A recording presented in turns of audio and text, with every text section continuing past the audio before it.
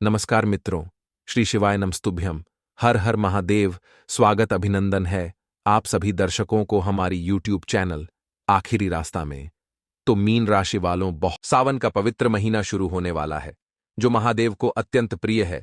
ऐसा कहते हैं, जब भगवान नारायण योग निद्रा में चले जाते हैं तो अगले चतुर्मास में यानी 4 महीना में महादेव इस सृष्टि का कार्यभार संभालते हैं। यानी सावन किस महीने में हमारी मनोकामना बहुत जल्दी पूरी होती है, लेकिन फिर भी इंसान लगातार कुछ ऐसी गलतियां करता रहता है जिस वजह से वह अपने लक्ष्य तक नहीं पहुंच पाता या उसकी मनोकामना पूर्ण नहीं होती। आज की वीडियो में हम आपको पूरी जानकारी देने वाले हैं। चाहे मर जाना, लेकिन सावन महीने में भूल कर भी है 5 काम मत करना, नहीं तो आपके यह 5 काम आपके लिए इतनी बड़ी मुसीबत लेकर आएंगे कि अपने सपने में भी नहीं सोचा होगा। क्योंकि सावन का महीना है दोस्तों, जीवन में उल्लास लाने वाला है और हरियाली लाने वाला है, और एक ऐसा वातावरण महसूस कराने वाला है जो वास्तव में आत्मा को सुकून प्रदान करे। लेकिन फिर भी इंसान अपनी आदतों से बाज नहीं आता और वही गलतियां लगातार करता है जो वह सामान्य दिनों में करता है। उसे सावन की महत्व समझ नहीं आती।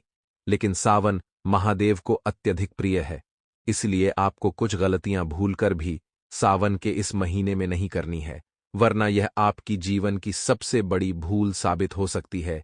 एक ही गलती के बारे में समय रहते बता दिया है, ताकि आप सावन में इन गलतियों को भूल कर भी ना करें। इसलिए वीडियो को अंत तक देखें। बहुत सारे लोग मूर्खतापूर्ण वीडियो को अंत तक नहीं देखेते और सावन में वही गलतियां करेंगे। इस वजह से उनकी मनोकामना पूर्ण नहीं हो पाएगी और ना ही वह अपने लक्ष्य तक पहुंच पाएंगे। इसलिए वीडियो को अंत तक देखते रहे। सर्वप्रथम, अगर आप महाकाल के सच्चे भक्त हैं तो इस वीडियो को लाइक करके कमेंट बॉक्स में सच्चे मन से जय श्री महाकाल जरूर लिखें। आपका बहुत बड़ा सपना पूरा होगा। दोस्तों, सावन का महीना 21 जुलाई से ही शुरू हो रहा है और यह 19 अगस्त तक चलेगा। दोस्तों, इस बार सावन में कुल 5 सोमवार आने वाले हैं और इस महीने अद्भुत संयोग भी बन रहा है। दोस्तों, सावन के अंतिम दिन भी सोमवार पड़ेगा और इस बार सावन में 5 सोमवार पड़ रहे हैं और सावन का पहला सोमवार है, वो भी सावन के पहले दिन ही पड़ रहा है।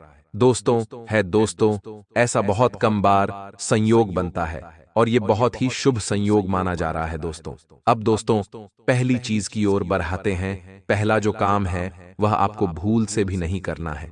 अगर कर दिया तो पूरी जिंदगी भिखारियों के जैसे दोस्तों मांगना पड़ेगा। 2 वक्त की रोटी भी नसीब नहीं होगी। माता पार्वती भी आपसे नाराज होगी, माता लक्ष्मी भी नाराज होगी, माता अन्नपूर्णा भी आपसे नाराज होगी और भोलेनाथ जी तो नाराज होंगे ही होंगे। दोस्तों, ध्यान से सुनिए। इस पूरे श्रावण के महीने में आपको भूल से भी शारीरिक संबंध नहीं बनाने हैं। जी हां दोस्तों, जो शादीशुदा है वह भूल से भी शारीरिक संबंध न बनाए। साथ ही जो कुंवारे हैं वह भी ब्रह्मचर्य का पालन करें। न ही हस्त मैथुन करना है और न ही किसी प्रकार की कोई क्रीड़ा करनी है। दोस्तों, जो व्यक्ति सावन के महीने के दौरान शारीरिक संबंध बनाता है या फिर हस्त मैथुन करता है या फिर दोस्तों अपनी कामुकता को मिटाने की कोशिश करता है, उस व्यक्ति को पूरी जिंदगी पाप भोगना पड़ता है। उस व्यक्ति के घर में माता लक्ष्मी नहीं रहती, क्योंकि यह महीना बहुत ही पवित्र महीना होता है और ऐसे में माता लक्ष्मी और माता पार्वती, मां पार्वती के संग भगवान भोलेनाथ आपके घर आते हैं।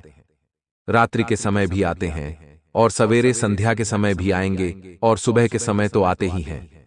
और ऐसे में अगर आपके घर में अपवित्रता हुई तो दोस्तों, आपके घर में भगवान प्रवेश नहीं करेंगे और आपको दोष तो दुख भोगना पड़ जाएगा। इसलिए भूल से भी इस सावन के पवित्र महीने में आपको शारीरिक संबंध नहीं बनाने हैं और ना ही दोस्तों हस्त मैथुन करना है। इस बात का हमेशा ध्यान रखना। इस महीने आपको ब्रह्मचर्य का पालन करना है। जी हां दोस्तों, ना ही किसी महिला को गलत नजर से देखना है, ना ही कोई मोबाइल में गलत चित्र देखना है, कोई नंगा, कोई निर्वस्त्र चित्र देखना है। किसी महिला का ना ही मन में कोई सोच लानी है गंदी गंदी। अगर ऐसा करोगे तो आपका व्रत भी खंडित होगा। भगवान भोलेनाथ की भी दोस्तों कृपा दृष्टि आपके ऊपर पड़ने से रुक जाएगी। इसलिए आपसे हाथ जोड़ देकर विनती करता हूं कि इस पूरे महीने पवित्र रहिएगा।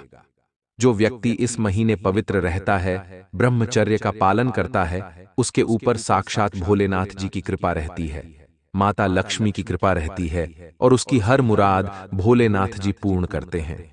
दोस्तों, इसलिए पूरे महीने आपको भूल से भी दोस्तों न ही शारीरिक संबंध बनाने हैं और न ही अपनी पत्नी के साथ बनाना है, न ही किसी और के साथ बनाना है, और जो कुंवारे हैं वह भी ब्रह्मचर्य का पालन करें। दोस्तों, अब अगली चीज की ओर बढ़ रहा हूं। बहुत से लोग दोस्तों लहसुन प्याज का सेवन करते हैं, लोग बाग त्याग नहीं करते सावन के महीने में भी।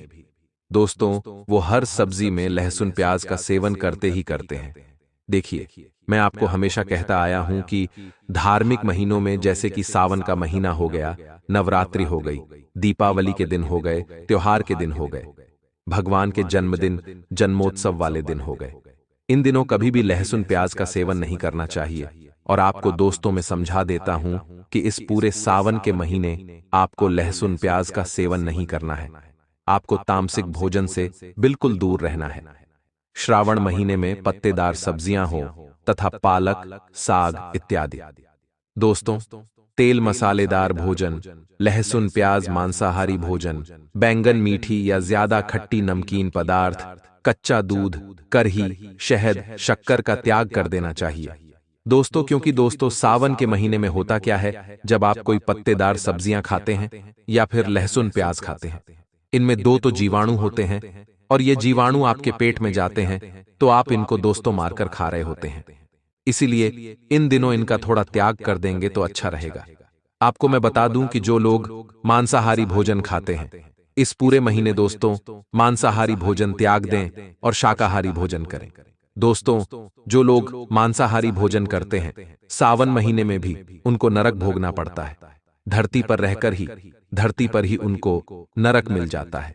दोस्तों, यानी कि धरती पर ही, यानी कि आपको इस जन्म में ही बहुत दुख भोगना पड़ता है और दुख इतना खतरनाक होता है कि नरक के समान लगता है।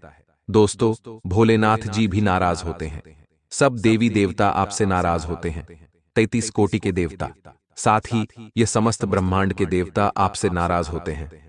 दोस्तों, इसीलिए सावन के महीने में भूल से भी मांसाहारी भोजन न करें। यूं तो आप अगर सनातन धर्म के हो तो आपको तो भूल कर भी मांसाहारी भोजन नहीं खाना चाहिए। आप शाकाहारी बनिए, लेकिन अगर खाते हो तो अभी से त्याग देना। दोस्तों, सावन के महीने में तो भूल से भी मत खा लेना, वरना दोस्तों भिखारियों के जैसे घूमना पड़ेगा आप लोगों को। अगली चीज दोस्तों, आप चाहे किसी भी चीज का नशा करते हो, चाहे बीड़ी सिगरेट का करते हो, चाहे गुटखा खाते हो, चाहे शराब पीते हो, चाहे ड्रग्स का सेवन करते हो, देखिए, अगर आपको अपनी और अपने परिवार की परवाह है तो इस पूरे सावन के महीने आपको नशा नहीं करना है। नशा किसी भी चीज का हो नहीं करना है, मतलब नहीं करना है। दोस्तों, अगर आप नशा करते हैं तो आपकी आर्थिक स्थिति पर बहुत बुरा प्रभाव पड़ेगा। भोलेनाथ जी तो नाराज होंगे ही होंगे, माता लक्ष्मी भी नाराज हो जाएगी। भले ही आज आपके पास संपत्ति है, लेकिन भोलेनाथ जी ऐसे नाराज हो जाएंगे, माता लक्ष्मी नाराज हो जाएगी आपसे कि आपकी सारी संपत्ति दोष तो धीरे धीरे खत्म हो जाएगी और आपको बहुत ज्यादा कर्ज भोगना पड़ सकता है। दोस्तों, इसलिए इस पूरे महीने मांसाहारी भोजन भी नहीं करना है और उसके साथ नशे का सेवन भी नहीं करना है। आशा है मेरी बात आपको समझ आ गई होगी।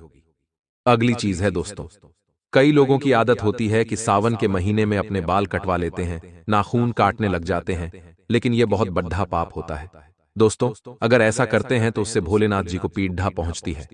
अगर आप अपने शरीर के अंग का कोई बाल काट रहे हैं तो ऐसी मान्यता है कि अगर आप इधर बाल काटेंगे तो उधर भोलेनाथ जी को पीड़ा होगी, उनको दर्द महसूस होगा। इसलिए भूल से भी इस सावन के महीने में नाखून नहीं काटना है, ना ही शरीर के किसी भी अंग के बाल काटने हैं। दोस्तों, आसान से शब्दों में समझा रहा हूं, समझ जाना। देखिए, भोलेनाथ जी सावन के महीने में धरती पर मां पार्वती के संग अपने भक्तों की खैर खबर लेने आते हैं दोस्तों। और अगर ऐसे में आप अपने शरीर के अंगों के बाल काटेंगे तो इससे भोलेनाथ जी को पीड़ा पहुंचेगी और फिर तीनों लोकों के देवी देवता आपसे नाराज हो जाएंगे। दोस्तों, आपके ऊपर बहुत बुरा प्रभाव पड़ेगा दोस्तों। इसलिए अगर अपनी सलामती चाहते हैं तो इस सावन के महीने में भूल से भी आप लोगों को बाल नहीं काटने हैं। अगली चीज की ओर बढ़ जाते हैं दोस्तों, बिल्कुल ध्यान से सुनिएगा। देखिए दोस्तों, आजकल के इंसानों की आदत है रात को देरी से सोना और सुबह भी देरी से उठना। दोस्तों, सुबह लोग 8 बजे, 9 बजे, 10 बजे तक सोते रहते हैं। ऐसा भूल से भी नहीं होना चाहिए। अगर आप सावन के महीने में 6 बजे या 7 बजे के बाद उठते हैं, तो दोस्तों आपको बहुत ज्यादा पाप भोगना पड़ेगा। आपकी जिंदगी बद से बदतर बन जाएगी, क्योंकि मान्यता है कि भोलेनाथ जी सुबह सुबह अपने भक्तों की खैर खबर लेने आते हैं, और उसी दौरान अगर आपके घर के दरवाजे बंद रहे, आप सोते रहे, तो भोलेनाथ जी समझेंगे कि आप कोई पापी है, आप कोई राक्षसी हैं। आप दोस्तों बहुत ज्यादा ज्ञानी हैं। आप दोस्त तो बहुत सुख संपत्ति वाले हैं, जो भोलेनाथ जी की कृपा नहीं चाहते। इसलिए फिर भोलेनाथ आपके दरवाजे से ही पलटकर चले जाएंगे और आपको श्राप देकर चले जाएंगे। इसलिए भूल से भी सुबह देर तक न सोएं दोस्तों, वरना आप भोलेनाथ जी की कृपा से अछूते रह जाओगे। अगर आप दिन में सोते हैं, कई दोस्तों महिलाएं होती हैं जो सुबह का काम निपटाकर दिन में सो जाती हैं। दोस्तों लेकिन इस सावन के महीने में आपको भूल से भी दिन में नहीं सोना है। खासकर की महिलाएं सुन ले, आपको भी नहीं सोना है। न ही घर में किसी व्यक्ति को दिन में सोने दें। अगर आपके घर में किसी की तबीयत खराब है, वह शारीरिक रूप से पीड़ित है, तो अगर वह सो रहा है तो उसे सोने दीजिए, क्योंकि वह मजबूर इंसान है। लेकिन अगर आप स्वस्थ हैं और आप दिन में भी सो रहे हैं, तो यह एक बहुत बड़ा पाप कर रहे हैं। दोस्तों, जो व्यक्ति सुबह देर तक सोया रहेगा, जो व्यक्ति दिन में भी सोया रहेगा, तो दोस्तों उसके ऊपर भोलेनाथ जी की कृपा बरसेगी ही नहीं, उस व्यक्ति को धरती पर ही नरक भोगना पड़ेगा। दोस्तों, उस व्यक्ति की आर्थिक स्थिति भी हमेशा खराब रहेगी, उस व्यक्ति के हाथ हमेशा खाली रहेंगे और उसकी संतान को दुख भोगना पड़ेगा। जी हां दोस्तों, संतान पीड़ा दोस्तों उस व्यक्ति को लग जाती है जो व्यक्ति दिन में भी सोएगा सावन के समय, और जो व्यक्ति सुबह भी देर तक सोएगा, उस व्यक्ति को संतान की पीड़ा लग जाती है। इसलिए अगर आप अपने परिवार की और अपनी संतान की सलामती चाहते हैं, तो सुबह देर तक न सोएं, सुबह जल्दी उठें और दिन में भी न सोएं। दोस्तों, दिन के समय तो सोना ही नहीं है। दोस्तों, कोशिश करें शाम को जल्दी सो जाएं और सुबह भी जल्दी उठ जाएं। 6 बजे के लगभग और जल्दी उठकर भोलेनाथ जी के मंदिर जाएं, भक्ति करें, भजन सुने। भोलेनाथ जी के पूरे सावन के महीने भोलेनाथ जी का नाम जपे, हर हर महादेव का नारा लगाएं, ओम नमः शिवाय, ओम नमः शिवाय, ओम नमः शिवाय मंत्र का जाप करें। भोलेनाथ जी आपके पूरे घर में खूब कृपा लुटाई या खूब कृपा बरसाएंगे। अब अगली चीज की ओर बढ़ते हैं। दोस्तों, बिल्कुल ध्यान से सुन लीजिए दोस्तों, अगला है स्नान। बहुत से लोग दोस्तों नहाते धोते नहीं हैं। बहुत से लोग दोस्तों बहुत गंदे रहने की उनको आदत होती है। पुराने कपड़े पहनना, एक ही कपड़ा 2 दिन, 3 दिन, 4 दिन तक पहने रहते हैं। स्वच्छ वस्त्र नहीं पहनते हैं, ना ही समय से नहाते हैं।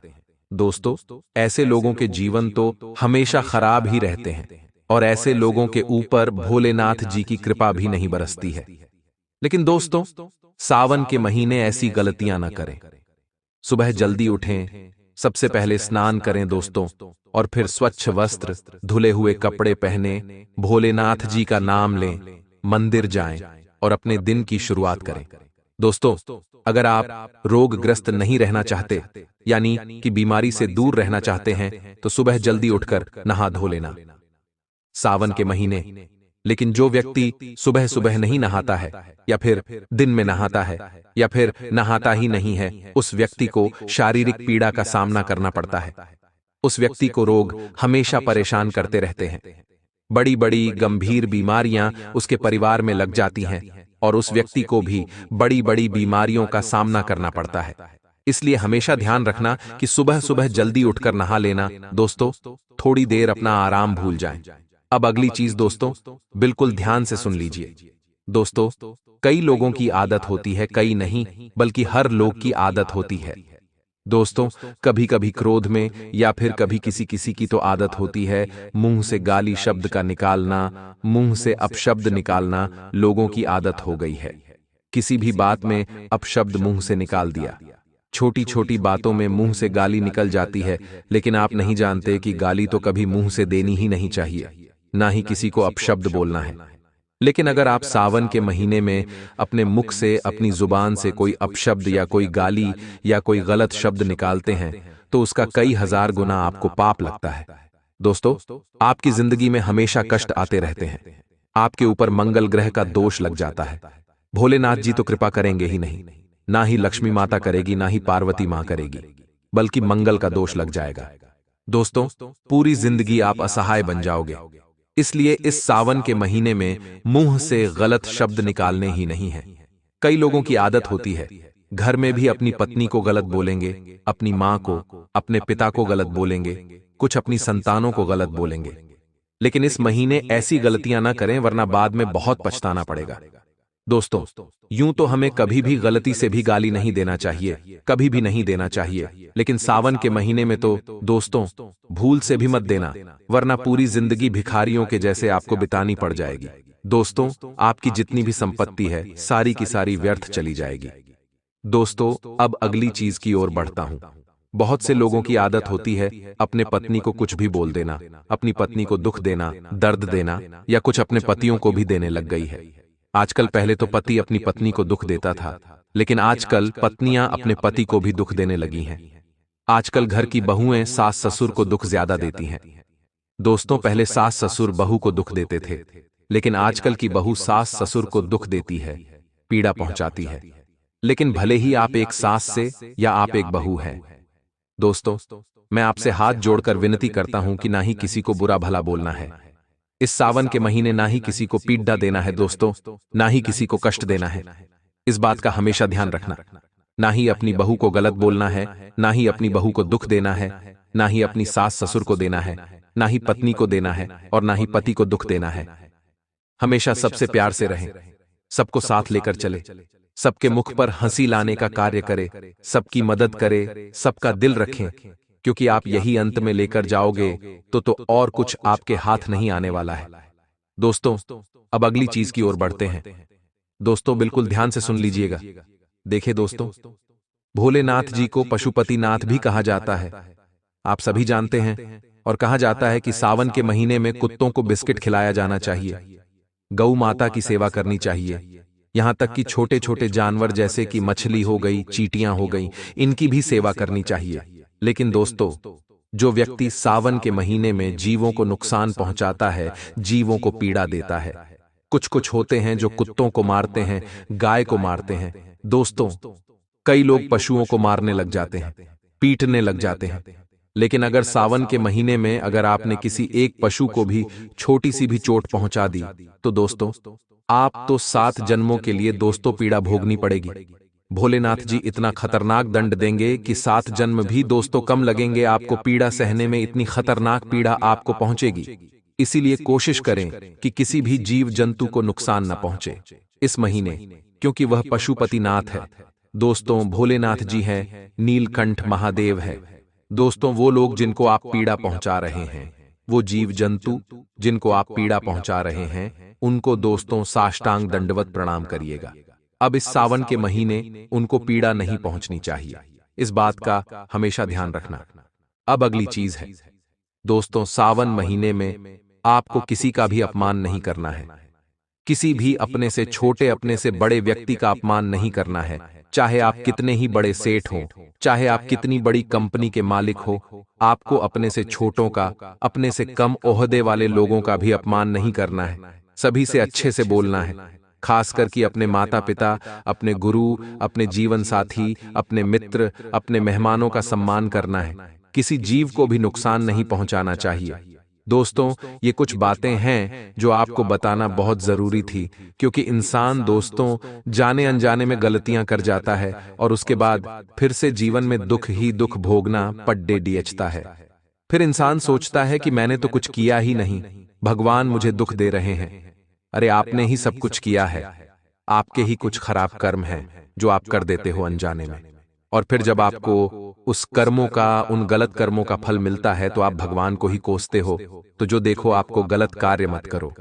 जो मैंने बताया है उन सभी बातों का हमेशा ध्यान रखना, और सावन के महीने में क्या करना है, क्या उपाय करना है, इस वीडियो में बताया नहीं हूं। अगली वीडियो में बताऊंगा, तो वह वीडियो भी जरूर देखना। हमारे चैनल पर हमेशा बने रहिए। दोस्तों, आपको सावन महीने से जुड़ी और आपकी राशि से जुड़ी बहुत जरूरी खबरें मिलती रहेगी। आपकी पूरी जिंदगी बदल जाएगी।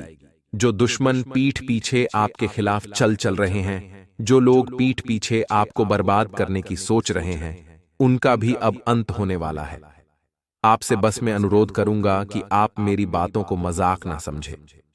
जी हां दोस्तों, हमारे जो गुरुजनों की टीम है वह आपके राशिफल के लिए, आपके जीवन से जुड़ी छोटी सी छोटी बात के लिए बहुत मेहनत करती है। बहुत कठिन परिश्रम करने के बाद हम आपके लिए इतना सटीक राशिफल लेकर आ पाते हैं। तो आप गुरुजनों की टीम का सम्मान करें। उनके सम्मान के लिए आपको कोई रुपया, कोई पैसा नहीं देना है। आप केवल इस वीडियो को पूरा देखिएगा और इस वीडियो पर प्यारी बरसाने के लिए इस वीडियो को एक लाइक करें और कमेंट बॉक्स में जैन एवं सच्चे मन से हर हर महादेव, जय बजरंगबली और धन्यवाद गुरुजी जरूर लिख देना। जी हां दोस्तों, गुरुजी की मेहनत सफल होगी और आपके जीवन के सारे कष्ट, सारे दुख दूर हो जाएंगे। दोस्तों, इस वीडियो में हम आपको आपके उसे गुप्त शत्रु का नाम भी बताएंगे जो पीठ पीछे आपके खिलाफ बहुत बड़ा षड्यंत्र रचे जा रहा है। देखिए, आपकी राशि की जो लोग होते हैं वह स्वभाव के बहुत सीधे होते हैं, बहुत सरल होते हैं। आप लोगों को किसी के साथ छल कपट करना नहीं आता। आप कभी किसी को धोखा नहीं देते। आप कभी किसी का अपमान नहीं करते। आप हमेशा सदैव सभी का भला चाहते हैं, सभी का अच्छा सोचते हैं। लेकिन इस दुनिया में कई सारे ऐसी बुरे लोग हैं जिन्हें आपकी अच्छाई पसंद नहीं आती, जिन्हें आप आगे बढ़ते बिल्कुल अच्छे नहीं लगता। तो वे लोग आपके जीवन में मुसीबतें पैदा करने के लिए किसी भी हद तक गिरने लगते हैं। तो आपको ऐसे ही लोगों से जीवन में बचकर रहने की आवश्यकता है। साथ ही दोस्तों, पैसों के मामलों में दिन बहुत अच्छा रहेगा, लेकिन आप सोच समझकर अपने निर्णय लीजिएगा, क्योंकि आपका एक गलत निर्णय आपके सालों की जो मेहनत है, जो सेविंग साफ नहीं करी, जो अपने बचत करिए, सालों की आपकी बचत पर पानी फेर सकता है। इसीलिए एक गलत निर्णय आपकी जिंदगी बर्बाद न कर दे। इस बात का विशेष रूप से ध्यान रखिएगा। दोस्तों, पैसा आपके पास टिकता ही नहीं है। एक जगह से पैसा आता और 10 जगह चल जाता है। आप अपने पैसे को बचा नहीं पा रहे कि न किसी कारण से पैसा उड़ ही जाता है। लेकिन अब यह सब रुकने वाला है।